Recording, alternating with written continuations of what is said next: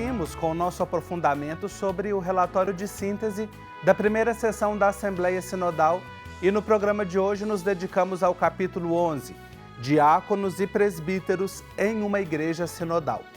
Numa igreja sinodal, os ministros ordenados são chamados a viver o seu serviço ao povo de Deus numa atitude de proximidade às pessoas, de acolhimento e de escuta de todos e a cultivar uma profunda espiritualidade pessoal e uma vida de oração. Para conversar sobre este assunto, eu recebo um presbítero e um diácono. Padre Pedro Igor Leite pertence ao clero da Diocese de Garanhuns, no Pernambuco, é formador e também professor na Universidade Católica do Pernambuco, formador do período da filosofia. Padre Pedro, seja muito bem-vindo ao nosso programa, uma alegria tê-lo aqui. Obrigado, Marcos. A alegria é toda minha de poder conversar, contribuir de alguma forma com a reflexão que está em curso na igreja e que é trazida aqui hoje para nós. Obrigado. E Rodrigo Dias é diácono permanente da Diocese de Ilhéus, na Bahia, é escritor, filósofo e teólogo com especialização em releitura popular e hermenêutica. Diácono Rodrigo, também seja muito bem-vindo ao nosso programa, uma alegria conversar com você. Marcos, a alegria é toda minha de participar deste programa e de poder, neste momento da igreja atual, dessa conjuntura atual da igreja, ajudar nas reflexões. Um abraço também ao Padre Igor, nessa alegria de juntos, em comunhão, participarmos deste programa. Obrigado. Eu quero começar a nossa conversa aqui partindo sempre do nosso texto, do relatório de síntese que foi aprovado e que vem sendo refletido capítulo a capítulo. Há um ponto central que perpassa esse capítulo 11, mas que já vem sendo discutido desde o início do processo sinodal. Já falamos sobre ele algumas vezes aqui no nosso programa, que é o obstáculo do clericalismo.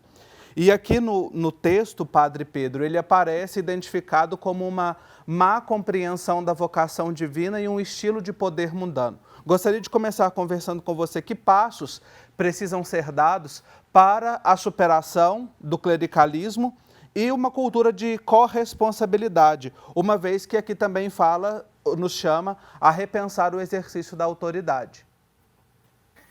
Marcos, o Papa Francisco tem falado a exaustão sobre o clericalismo, exatamente porque ele faz o diagnóstico de que o clericalismo é a grande doença ou entrave para uma igreja sinodal. E mesmo antes de começar o processo de sínodo, em diversos momentos, o Papa apontava o clericalismo como sendo este câncer na vida da igreja. Então, sendo ele um obstáculo, é preciso vencê-lo.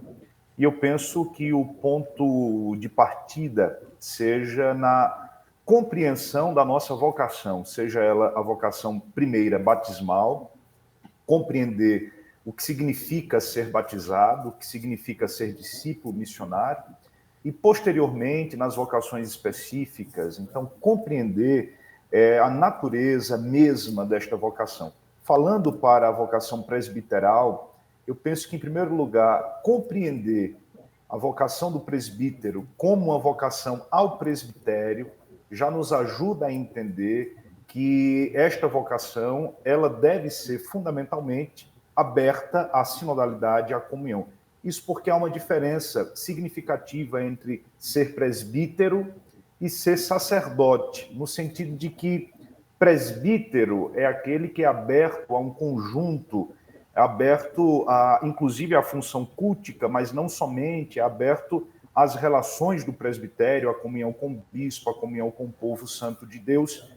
Quando eu observo o padre somente como sacerdote, eu observo simplesmente como ministro de um culto e o reduzo à função litúrgica, e isto pode, inclusive, reduzir a uma perspectiva de poder, porque se sou eu que presido os sacramentos, obviamente isso tem também aí uma questão de poder, uma relação de poder. E quando o presbítero, sacerdote, ele se relaciona com o poder de uma forma completamente, eu diria, doentia, como o próprio documento diz, quando ele não entende a questão de poder, ele pode sim dar vazão à questão do clericalismo, né? Então aí nós temos inúmeras outras questões, desafios como a formação inicial nos seminários, mas também a formação permanente do clero, onde nós podemos diagnosticar o clericalismo e podemos encontrar também neste lugar em que o diagnosticamos os lugares da cura. Então, eu penso que nós falamos aqui da enfermidade chamada clericalismo, mas no mesmo lugar em que encontramos a enfermidade, devemos e podemos encontrar também o lugar da superação ou, para usar essa mesma metáfora, o lugar da cura. Excelente. E tocar nesse ponto da formação, Padre Pedro, me parece assim, fundamental, porque inclusive toda a reflexão do Sínodo perpassou, além desse capítulo. Depois nós vamos ter um capítulo específico dedicado à formação, e é sobre isso também que eu quero continuar conversando com o diácono Rodrigo, porque aqui fala, dentre as questões a aprofundar, a formação em uma perspectiva sinodal. Como é que a formação dos diáconos, dos presbíteros, ela pode ser melhor integrada à vida cotidiana das comunidades para que se evite esse formalismo, ideologias autoritárias, separações? Marcos, pertinente a questionamento, o processo de formação dos ministros ordenados, e aí, é claro, também dos presbíteros, tendo como os presbíteros de diácono permanente, precisa ser todo revisto, né? Ela precisa ser inserida no cotidiano da vida das pessoas. Por exemplo, nós, diáconos permanentes, que temos uma vida social, no mundo do trabalho, inseridos também no mundo da cultura, a nossa formação precisa estar inserida no dia a dia das pessoas. Essa formação também ajudará a superar todo o clericalismo, toda a estrutura de poder. Quanto mais próximo às pessoas, quanto mais no cotidiano, ajudará ao ministro ordenado a conduzir o seu povo, servindo o seu povo de forma mais concreta e direta na perspectiva da comunhão. Então, é muito importante todo reestruturar o processo de formação dos ministros ordenados. E aí o Papa Francisco está muito feliz, e todo o sínodo nos ajudou com aquela imagem belíssima de uma mesa onde todos participavam, reunidos ali. Aquela imagem nos ajuda a entender que a formação precisa passar por essa perspectiva da mesa, do diálogo, de olhar nos olhos, para além do academicismo, porque nós somos servidores do povo e, por isso, a nossa formação precisa estar dentro dessa perspectiva. Servidores do povo, caminhar junto, olharmos nos olhos uns dos outros, bonitas as analogias que o diácono Rodrigo traz, para nos ajudar a perceber, né? Ou seja, essa formação e um caminho sinodal que nós construímos entre todos os batizados. E na segunda questão a aprofundar aqui, Padre Pedro, do relatório, o texto toca na questão do celibato dos presbíteros, que não é um tema novo, ele sempre aparece em discussões eclesiais e que precisa ser aprofundado. Como é que a gente pode compreender o celibato na perspectiva de uma igreja sinodal e não apenas como uma obrigação disciplinar para os ministros ordenados? É um tema sempre muito delicado, não é, Marcos, que perpassa não só agora este sínodo, mas que vez ou outra nos sínodos e em outros momentos da igreja é um tema que aparece. Eu penso que quando o assunto é o celibato, um outro assunto que deve vir conectado ao assunto do celibato é o tema da liberdade. O tema da liberdade no sentido de que nada, e a história nos ajuda a compreender isso, nada que é imposto, nada que é forçado, flui com resultados positivos. Então, eu penso que, inclusive, e volto ao tema da formação inicial, sobretudo dos candidatos à vocação presbiteral, eu penso que o candidato ele precisa, desde sempre, manifestar com liberdade essa possibilidade de se doar sinodalmente à igreja através do celibato. Contudo, o tema que o documento apresenta é se numa igreja do futuro nós teremos ainda a pertinência do celibato. Eu penso que estes temas mais polêmicos, digamos assim, o sínodo não entra ou não deseja entrar, porque não é esse, em primeiro lugar, o objetivo, mas eu penso que para a igreja de hoje, para o momento e a conjuntura atual, eu penso que nós precisamos casar a reflexão com a liberdade. Isso em todos os âmbitos, porque quando você é completamente livre e faz uma doação livre de sua vida, certamente os frutos sinodais também serão muito mais vistos, positivos, colhidos. Então, eu penso que no futuro, quando de fato o resultado final do sínodo aparecer, nós não teremos tanta novidade nesse sentido. Eu não penso que o sínodo nos trará novidades, mas eu penso que já é uma reflexão para o contexto atual da igreja, de repensarmos, como o diácono Rodrigo colocou, a estruturação da formação e colocarmos o tema do celibato muito costurado com a ideia da liberdade, para que não haja vida dupla, para que não haja problemas de ordem moral mesmo na vida da igreja, mas que todos, de maneira muito livre, possam contribuir com a efetivação de uma igreja de comunhão, participação e missão.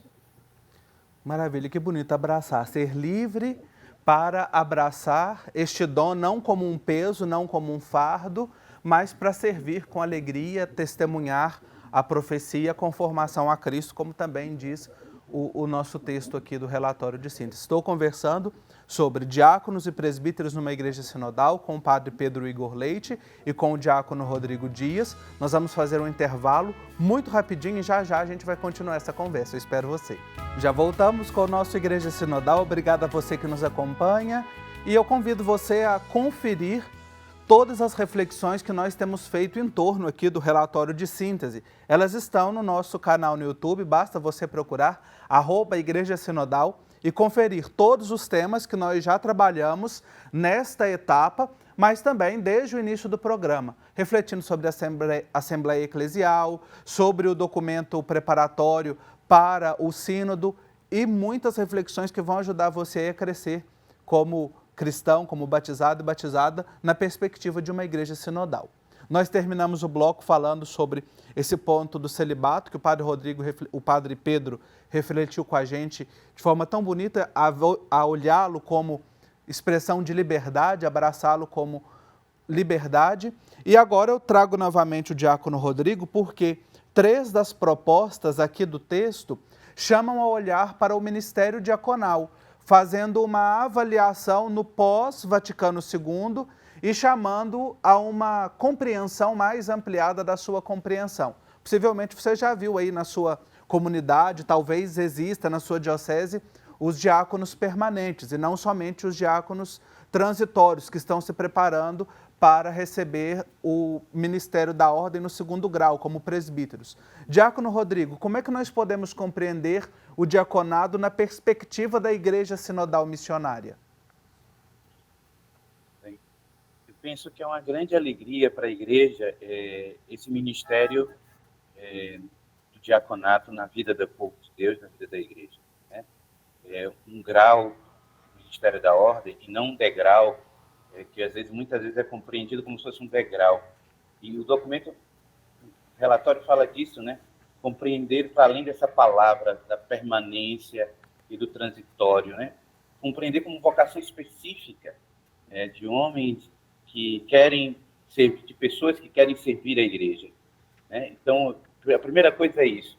O Concílio Vaticano II, quando restaura o diaconato permanente, assim chamado, ele restaura na perspectiva de uma vocação específica, de pessoas que querem servir ao povo de Deus, estar inserido nas comunidades, para além daquilo que é comum, a gente geralmente encontra ver o diácono na liturgia, né? Mas para além disso, para além da liturgia, nós temos escutado o Papa Francisco falar muito sobre essa questão do serviço. Então, onde é que deveria estar a nossa diaconia? No serviço. Né, no acolhimento dos pobres, na atuação nas comunidades, para além da liturgia. Porque reduzir o diaconato à liturgia, infelizmente, o que a gente encontra nos lugares onde eu tenho ido, onde eu tenho visto, infelizmente, atrofia esse ministério e tira aquela potencialidade dele de servir, de estar muito mais perto do povo, das comunidades. Então, no documento relatório, chama atenção isso, que é preciso repensar o diaconato para além do que a gente tem hoje, né? Para além da construção de um ministério preso ao altar, mas muito mais ligado à vida, ao cotidiano e às relações. Eu falo, como diácono, que, às vezes, o nosso serviço, que é feito na liturgia, mas o maior do nosso serviço é feito na vida das pessoas, no trabalho. Quantas vezes no trabalho as pessoas chamam, diácono, me dê um conselho aqui, o que eu posso fazer, né? Me ajude nessa situação. Então, assim, para além do altar e a gente precisa compreender isso claramente. Nós não somos coroinhas de luxo, não somos cerimoniários de luxo, nós somos um ministro a serviço do povo de Deus. Então, primeiro isso. A segunda é que coloca também na perspectiva do diaconato, repensar a estrutura do diaconato para aprofundar um tema que também já é debatido na igreja, é o diaconato feminino, né? O documento traz essa perspectiva de estudo. Eu acho importante que a gente resgate isso. Como biblista, não poderia deixar de falar que há relatos, declaro na Sagrada Escritura, que falam sobre a experiência do serviço das mulheres. Claro, eu penso que nós podemos, sim, estudar, aprofundar. Quanto mais pessoas servindo outras pessoas, ajudando outras pessoas, mais a nossa igreja vai ser de comunhão e de participação.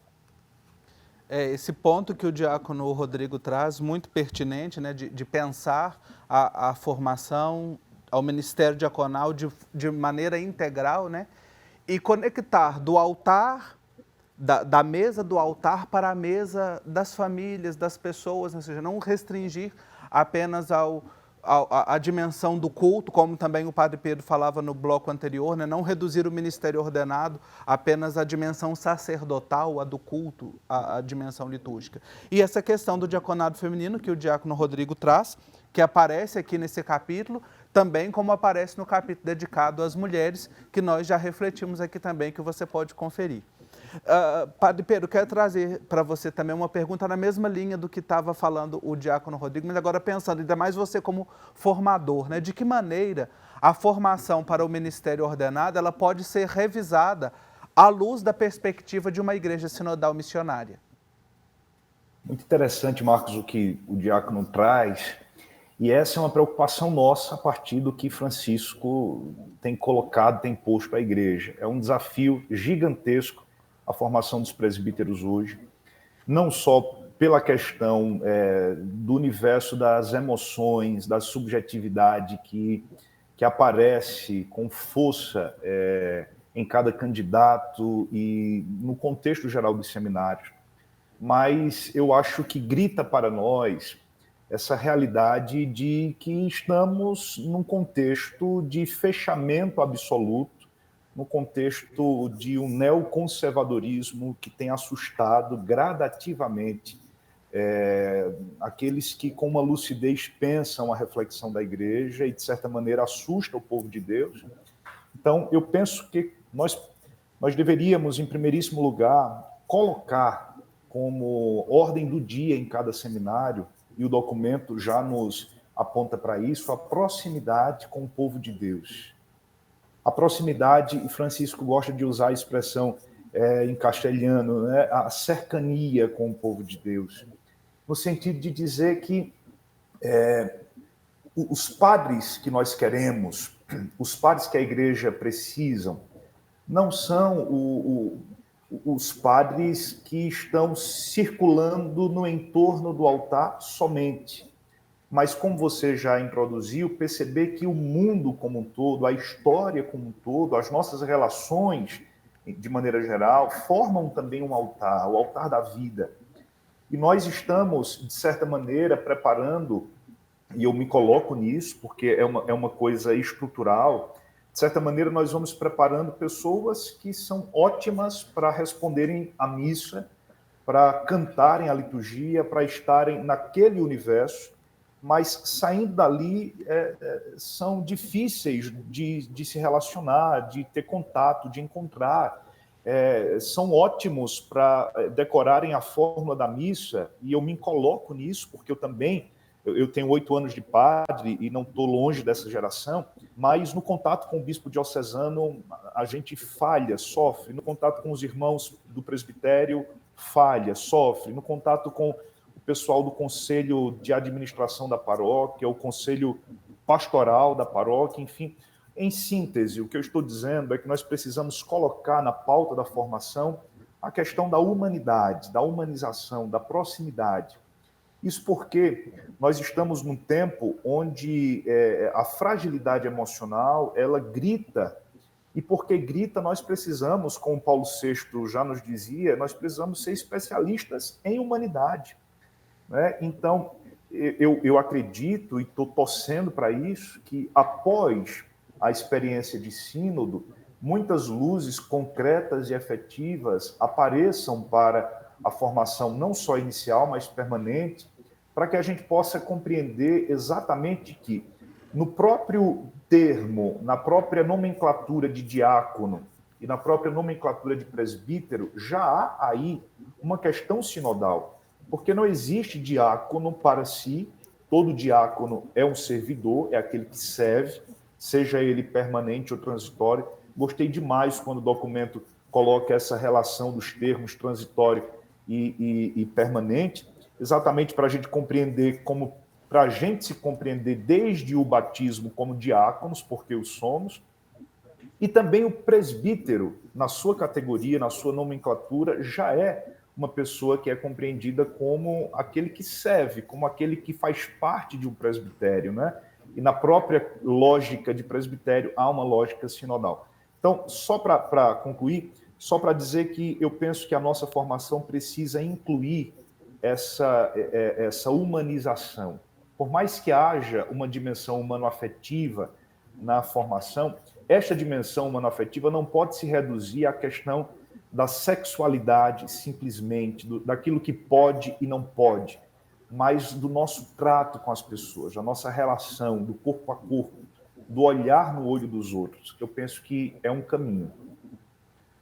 Olha, eu teria muitos outros pontos para a gente conversar aqui, mas como eu sempre digo, quando a prosa é boa e os convidados são bons, o tempo passa rápido, né? O documento traz aqui a questão da a cultura da transparência e também a possibilidade de uma aproximação pastoral, né, com os ministros, os padres que deixaram o ministério, mas essa prosa vai ficar para um outro programa. Então eu quero agradecer aos nossos convidados. Diácono Rodrigo, uma alegria tê-lo aqui no Igreja Sinodal. Muito obrigado pela sua contribuição. Eu que agradeço pela participação, pelo convite. Agradeço também pela contribuição e a alegria de conhecer o Padre Igor, pela sua reflexão, nos ajudará muito. Prazer vê-lo, viu, jovem assim. Parabéns, viu? A diocese aí está de parabéns. E parabenizar esse programa que ajuda tanto as pessoas. Obrigado, diácono. Também é o Padre Pedro Igor, o diácono Rodrigo, que é da Diocese de Ilhéus, na Bahia, e o Padre Pedro Igor, da Diocese de Garanhuns, é formador, professor de teologia na Unicap, em Recife. Muito obrigado, Padre Pedro, também pela sua contribuição. Eu que agradeço o convite, agradeço a parceria também, a conversa, a prosa boa, como você disse, Marcos, com o Rodrigo, você mesmo aqui. Eu penso que nós temos uma responsabilidade gigantesca. O documento nos fala sobre missionários da internet ou das redes sociais, que nós sejamos portadores, anunciadores dessa igreja sinodal, sem nos esquecermos de rezar pelo Papa Francisco. Nós temos essa responsabilidade em nossas mãos. Muito obrigado. Isso mesmo, rezemos sempre pelo nosso Papa. E aí, aprendeu muita coisa no programa de hoje, não foi? Refletiu bastante, eu também. E essa responsabilidade de pensar, não é só de quem é diácono e não é só de quem é presbítero, é de toda a igreja, é minha, é sua, de todos nós, povo de Deus. Então vamos juntos construir este caminho em uma igreja cada vez mais sinodal e missionária. Eu espero você no próximo programa. Até lá!